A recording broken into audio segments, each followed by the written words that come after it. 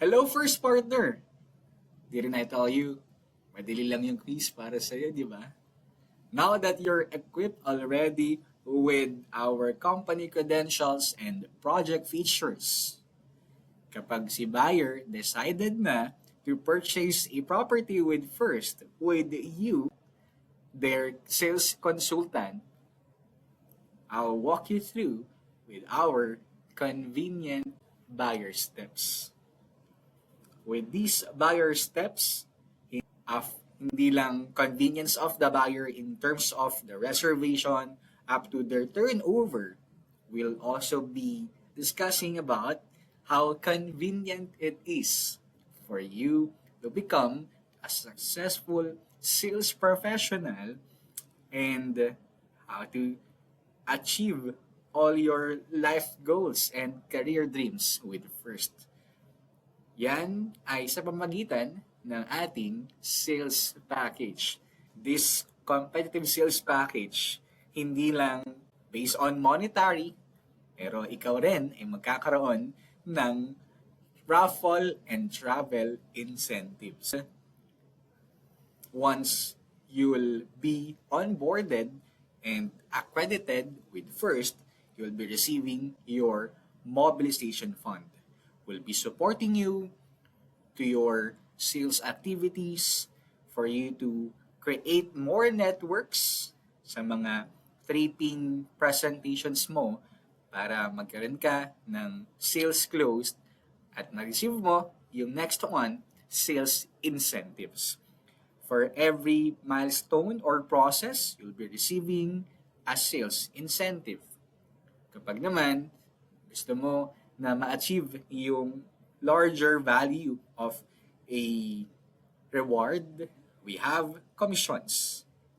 We are all commission-based. So, ibig sabihin, kapag na-achieve mo yung certain parameter ng isang buyer or isang account, you'll be receiving commissions. Ito yung pinakamaganda sa lahat. Once na-achieve mo ang quota bonus, you'll be receiving added percentage of your target. That's QB or quota bonus with a total of 7 quota bonuses every year.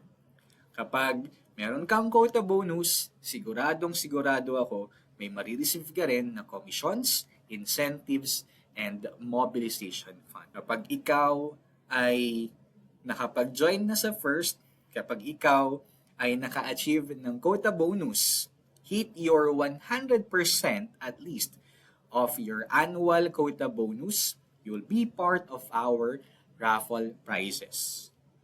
Kapag ikaw ay nanalo ng ating year's raffle prizes, may possibility din na manalo ka ng special award o ng ating top sales awards. At dahil achiever ka sa lahat ng sales forces ng First, hitting your 200% of the annual quota, ito hindi na raffle. You'll be automatically qualified with our VIP 200 Club or the travel incentive winners.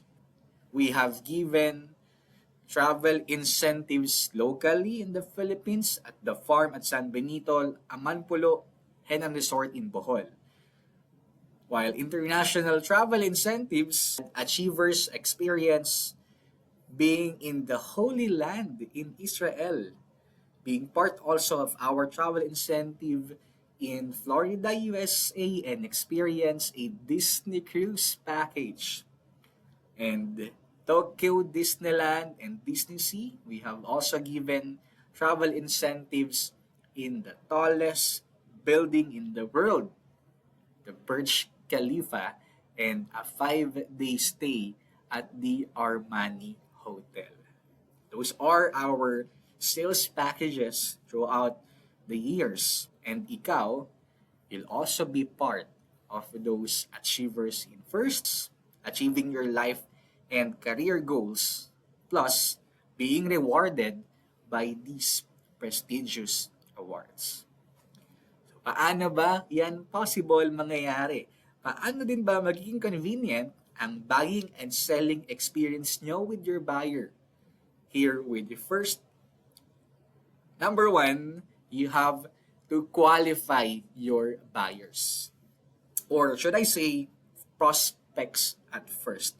Kasi sila ay magiging buyer kapag qualified in this pre-qualifications list. Siyempre, si buyer kailangan legally qualified siya to purchase a property by age at least 21 years old. Of course, we are first na for Filipino buyers, so they must be a Filipino citizen. Kaya din naman kasi first ang ating brand and company name because we are the first home segment brand na focuses sa Philippines or Filipinos, kaya capital PH ang spelling ng first. So, our buyers must be Filipino citizens. Siyempre, with no criminal record or any pending case. At ito, para convenient ang lahat at maging at ease ang lahat ng transactions mo with the buyer, no marital issue. Tandaan mo yan palagi. Kapag naman ang buyer mo ay married, of course, they must submit a marriage certificate. Then, with clean and good credit score, kapag sila ay mag-opt to bank financing. Buyers who will apply for a bank financing must be at maximum 45 years of age ngayon na siya ay magpapareserve o magpapurchase ng property sa atin. Kasi hanggang 65 years old lang ang allowable age ng buyer upon their end o loan maturity. Okay? Gusto natin nakangiti, katulad ng ating brand ambassador dito, si Robby Domingo, ang mga buyers mo kapag pipirma ng kanilang requirements.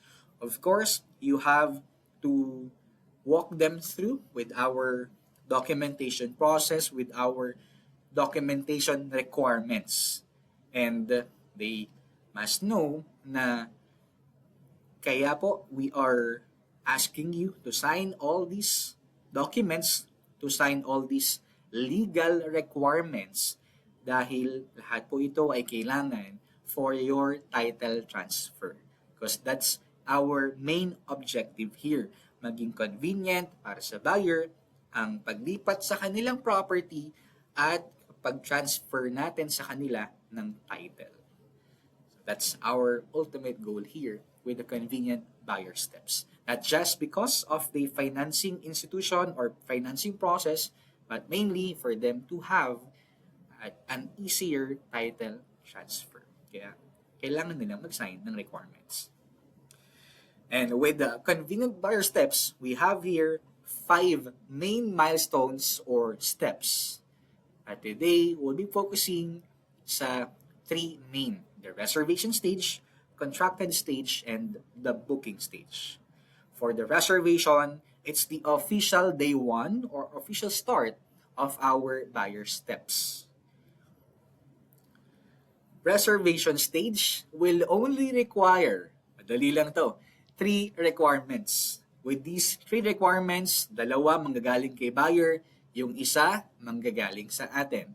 These are the proof of payment for the reservation, buyer's valid ID, and our reservation documents. To ensure na ang preferred unit ng buyer ay ma-secure natin while they are filling out their requirements, we have this what we call the holding stage.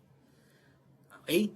Kapag halimbawa, ako yung buyer mo, I have decided already to purchase the Block 1 Lot 1. Kailangan nasa inventory, of course, yung Block 1 Lot 1 at i-hold muna natin.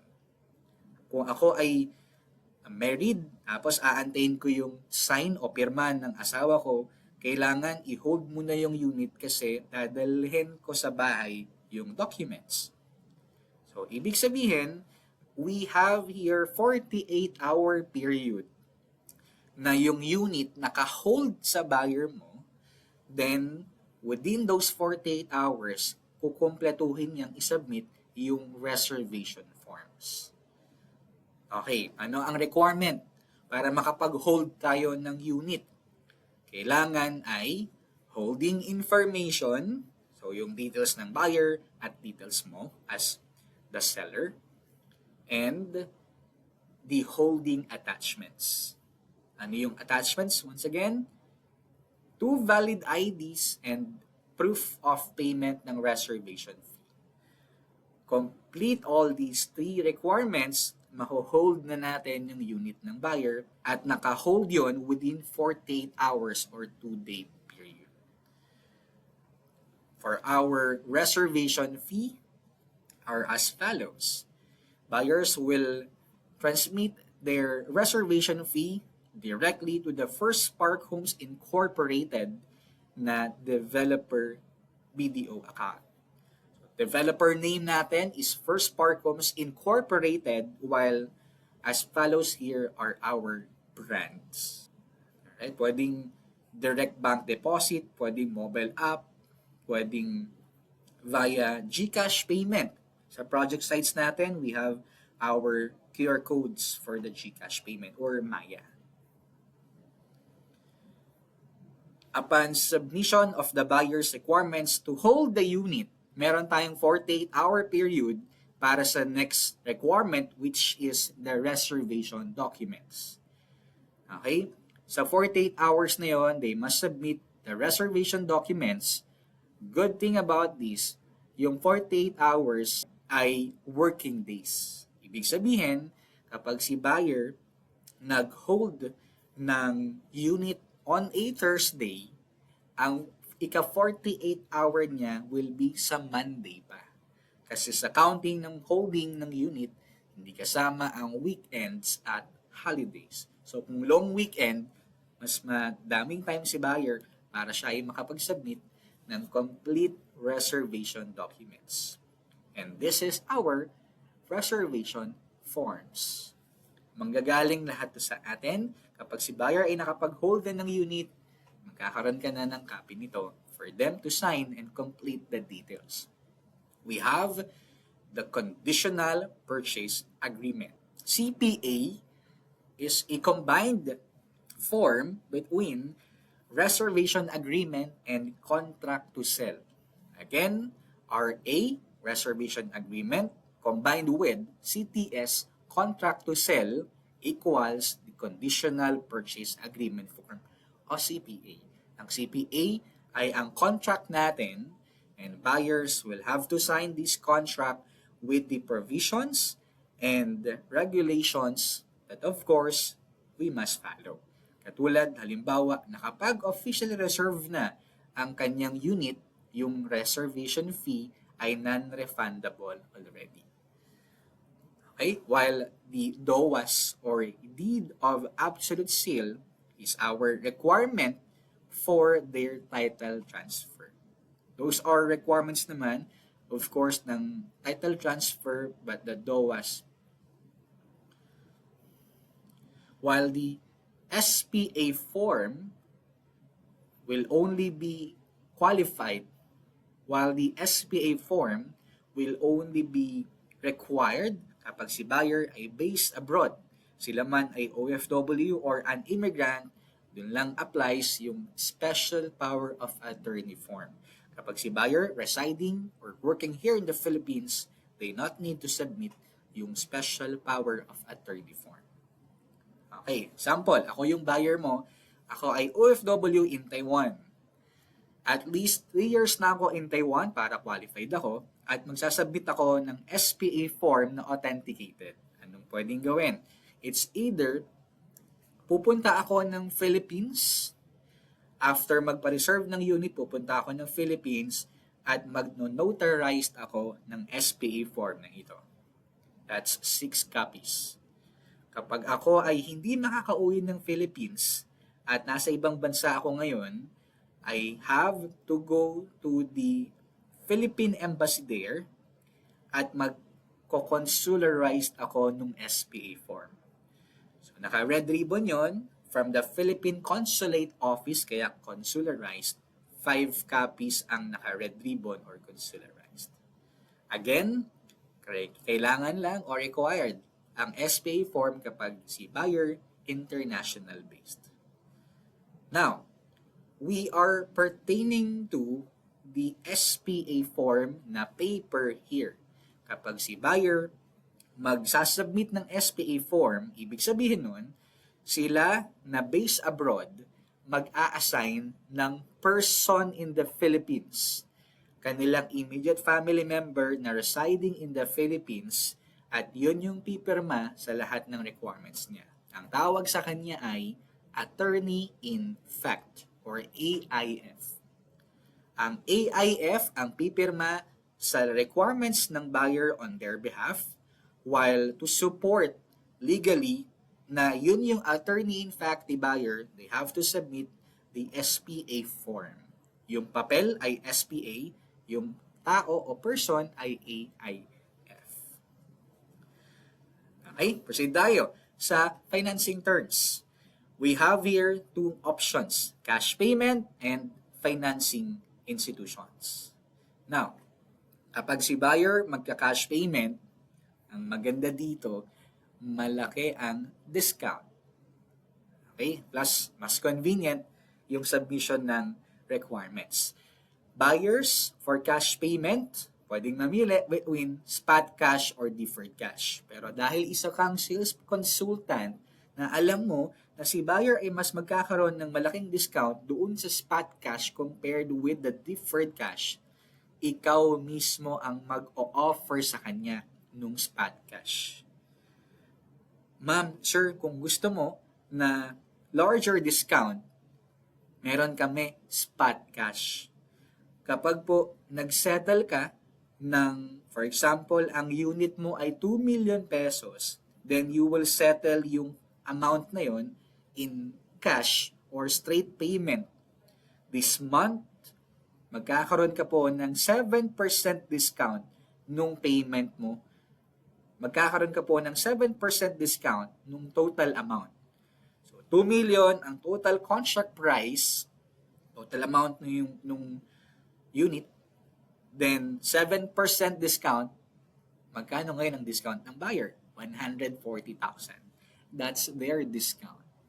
Kapag naman po, sir, ma'am, yung inyong unit ay worth 2 million pesos at nagsettle kayo ng payment nyo ng via cash the following month or within 30-day period from the reservation date, 6% ang discount ninyo.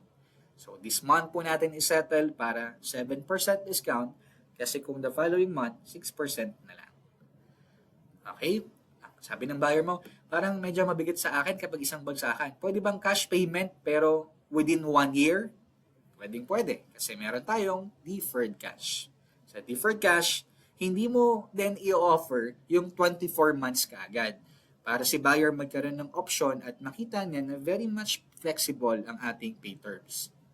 Gagawin natin, sige po, meron kami 1 year deferred cash. Hindi ang dadaan sa bank financing, cash payment po yan, then allow po natin na kayo ay mag-1 year payment kapag nagpa-reserve kayo ngayon.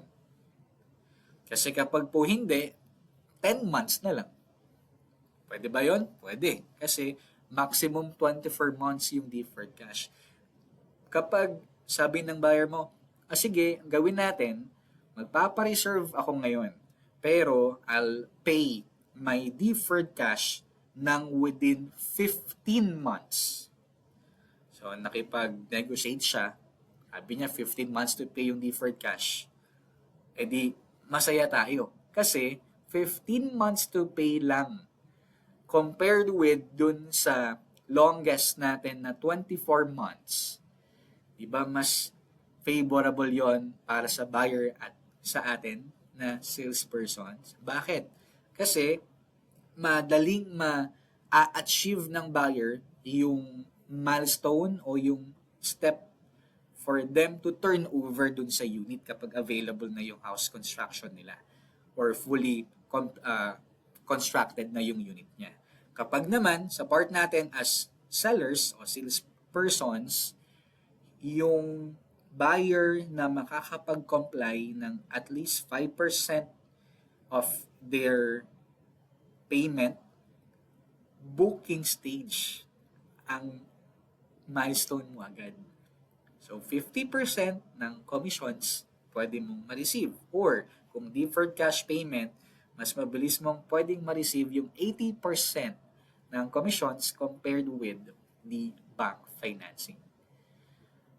So, aim mo palagi na si buyer mag-spot cash para malaki yung discount or longer yung payment term than spot cash, deferred cash naman, kaso yun nga lang, baka walang discount. Okay? Or depende sa ating may promo naman tayo every quarter for that. Biglang sabi ng buyer mo, parang mas matagal kapag 15 years to pay. Tapos ipapadaan natin sa bank financing.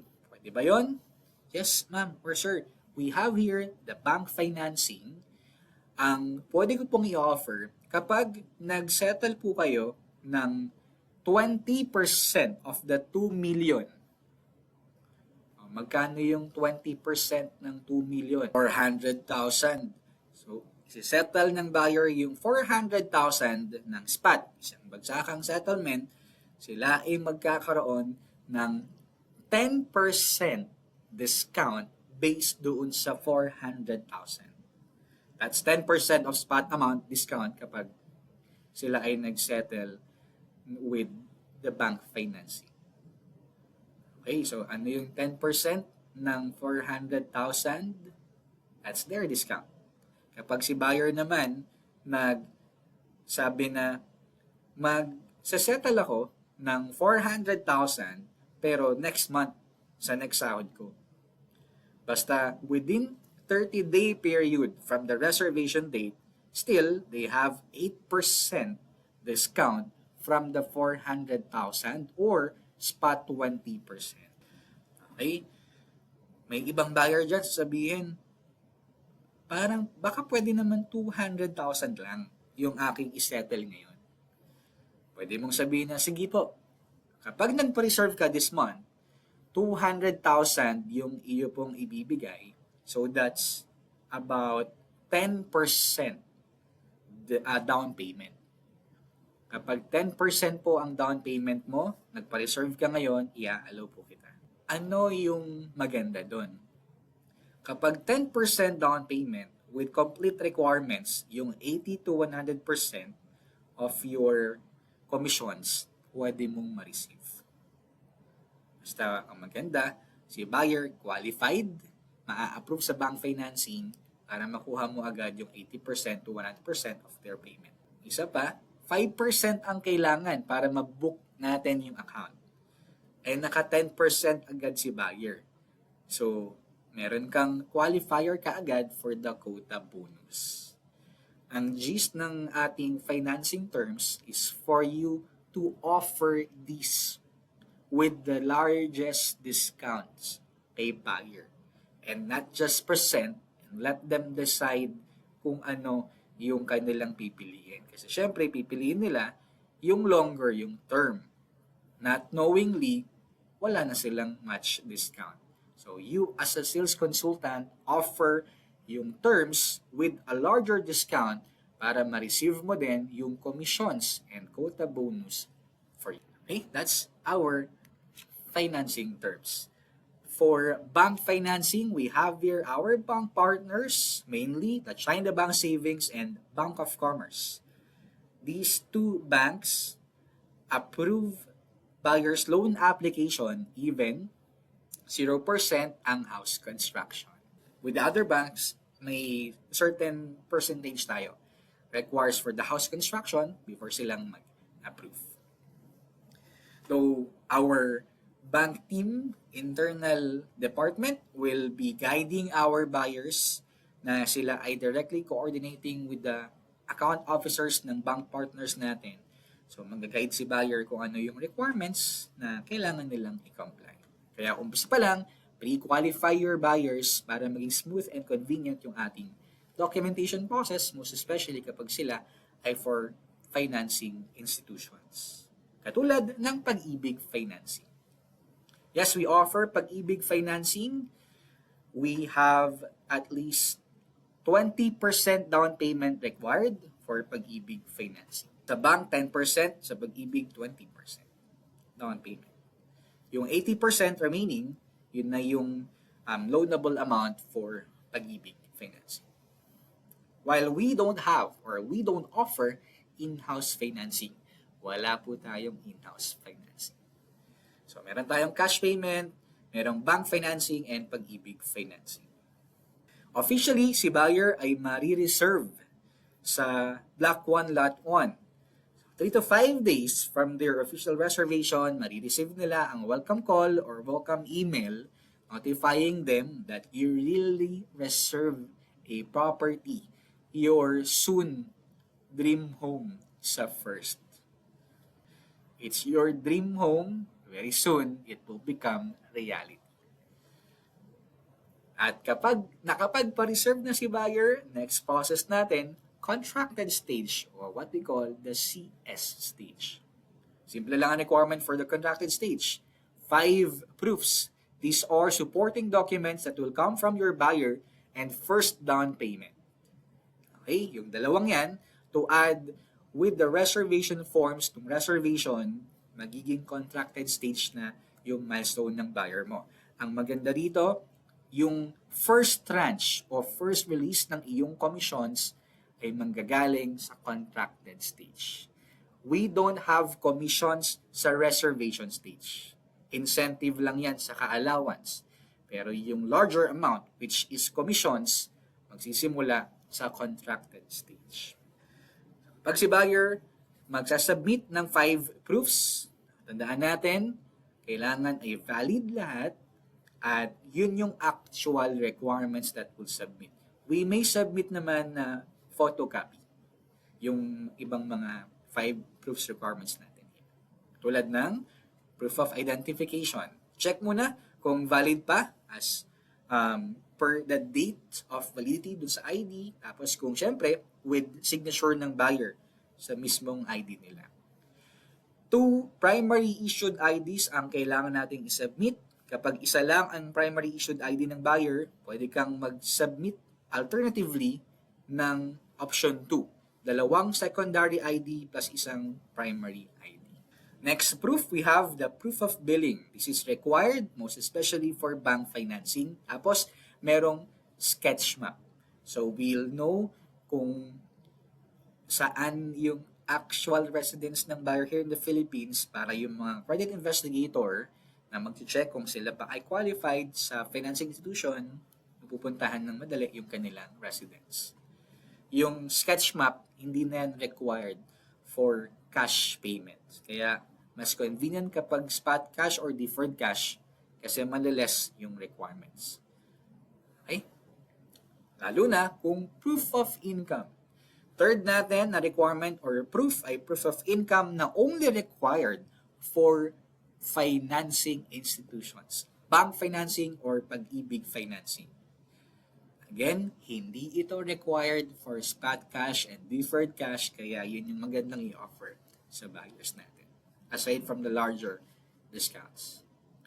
Kapag locally employed si buyer, they have to have at least 2 years of tenure sa kanyang current company. Kapag naman international based siya, at least 3 years. Then, you have to secure with your buyers na hindi lang po namin kayo i-require to submit an income requirement ng isang batch o isang submission lang. We might require you at least 3 submissions ng requirements here. Yung una, for compliance sa first hanggang booking stage. Kapag sila ay for loan amount na o loan application na at kapag sila ay for signing na ng loan takeout sa banks. Pwede rin kung sa China Bank Savings napasa natin yung kanyang requirement at na-decline sila, we will transfer their requirements to the other banks. So, thus, magre-require pa rin tayo sa kanila ng updated income requirements. Please guide your buyer na kapag hinanapan o hiningan natin sila ng requirements, we are guiding and helping them na ma-approve sa bank partners or sa Pag-ibig financing. Fourth, we have the proof of civil status. Kung gusto mo na maging convenient ang documentation process, i-check mo palagi kung ano yung actual na civil status ng buyer. Kung sila ay single, they have to submit the SENOMAR or Certificate of No Marriage. Kung sila ay married, of course, marriage certificate. Kapag ang buyer mo ay married, kailangan really sila ay nagsasama o in good terms na mag-asawa. Kapag sila ay hiwalay or not legally separated, malaki yung chance na sila ay hindi maa-approve sa financing institution. Goal din natin na kapag si buyer ay married, silang dalawa ng spouse o asawa niya ay pipirma sa lahat ng documents. Kasi kung hindi sila magkakaroon ng title at hindi sila qualified to purchase a property with first. Dahil alam natin, kapag married ang buyer mo, conjugal yung property. Kapag conjugal yung property, dalawa silang mag-asawa ang pipirma sa lahat ng requirements. Kung sila ay not legally separated, tapos not in good terms, hindi magpipirmahan ng requirements, hindi si buyer makapag-proceed sa reservation natin. So, hanap ka ng ibang buyer na qualified or you can utilize that buyer, baka meron siyang pwedeng i-refer na ibang prospects sa iyo. Next, kapag si buyer ay widow o widower, they have to submit that certificate para sa mga requirements, siya na lang, of course, yung pipirma. Kapag naman si buyer nag-claim na formerly married ako, ngayon single na ako ulit. So they have to submit a legal separation paper or annulment paper with court finality decision proving na sila ay talagang single na ulit ngayon. Of course, SENOMAR is another requirement. Okay, finally, buyers na mag-settle ng kanilang payments, down payment man yan o spot cash payment, we will require them for the post-dated check. Yung spot cash, pwede yun bank transfer o kaya post-dated check para safe. Okay, post-dated check, kung si buyer ay magsisettle ng down payment within 6 months, so dapat 6 copies ng post-dated check ang kanilang sasubmit. You might hear about this auto-debit arrangement kung may savings account ang buyer mo ng BDO o Robinsons Bank, pwede silang mag-apply for the auto-debit arrangement. Pero more convenient pa rin, we prefer yung post-dated check. Si buyer, si co-buyer o si attorney, in fact, kapag may check booklet sila, pwede rin yung gamitin o hiramin ng principal buyer natin. Okay? Kapag complied mo na yung 5 proofs and first down payment, contracted stage na. Mag-aantay na lang tayo ng payment ng buyer at least 5% down payment at kung sila ay bank or Pag-ibig financing, yung approval ng institutions na yon, antayin natin para ma-book na yung kanilang unit. That's DS or booking stage. If I were you, I'll be focusing more sa booking stage. Ika-qualify ko yung buyer, alamin ko kung ano yung civil status niya, yung compliance ng requirements niya para ma-book yung account. Kasi sa booking, aside from the incentives, commissions, yan ang requirement o parameter for the quota bonus. If I want to become a multi-millionaire with first, kailangan ang palagi kong ini-aim yung booking stage. Para conveniently, si buyer will also experience yung house completion and house turnover ng at ease ang lahat. Okay? So, kapag convenient yung buyer's experience, convenient mo rin marireceive ang iyong commissions here. And of course, the other sales package na tutulong at tutupad sa lahat ng personal and career goals mo. I'll see you in this year's travel incentive. For your reviewer, once again, if you have to take a second look sa ibang details na napag-usapan natin. Here's our QR code for your references, or you may also ask for the Google Drive link sa iyong sales leader na same content with the QR codes here.